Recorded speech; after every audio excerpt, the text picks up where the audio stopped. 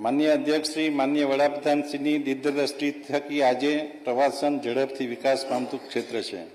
યુનેસ્કોની વિશ્વના સૌથી 7 સુંદર મ્યુઝિયમની યાદીમાં ભુજનું સ્મૃતિવન સામેલ છે.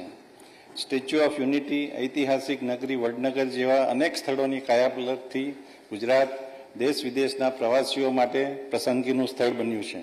વર્ષ 2024 દરમિયાન 18,63,00,000 ઘરેલું અને આંતરરાષ્ટ્રીય પ્રવાસીઓએ ગુજરાતના મહેમાન બન્યા છે. પ્રવાસન જેવા રોજગારીલક્ષક ક્ષેત્ર વિકસાવવા આપણા યુવાનોને શહેરી અને ગ્રામ્ય ક્ષેત્રમાં વિશેષ તકો ઊભી થશે. હોટલ વ્યવસાય, પરિવહન, હસ્તકલા જેવા અનેક ક્ષેત્રોમાં પ્રત્યક્ષ તેમજ પરોક્ષ રીતે મોટા પ્રમાણમાં રોજગારીનું સર્જન થશે.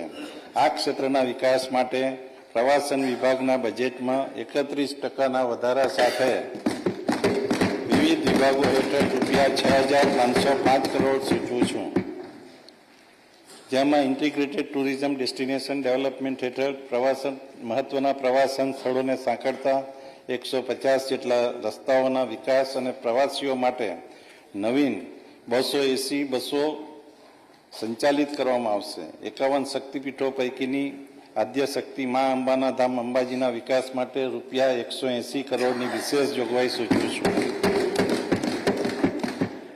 ધાર્મિક શહેરોના સર્વાંગી વિકાસના ઉદ્દેશથી દ્વારકા, સોમનાથ, બેચરાજી, ગિરનાર, પાવાગઢ, સિદ્ધપુર, ડાકોર, પાટણ અને પાલીતાણા જેવા તીર્થસ્થાનોની માળખાગત સુવિધાઓમાં વધારો કરવામાં આવશે, જેનાથી આ શહેરોમાં પ્રવાસન ક્ષેત્રે રોકાણને પ્રોત્સાહન ઉપરાંત સ્થાનિક રોજગારીને ઉત્તેજન મળશે.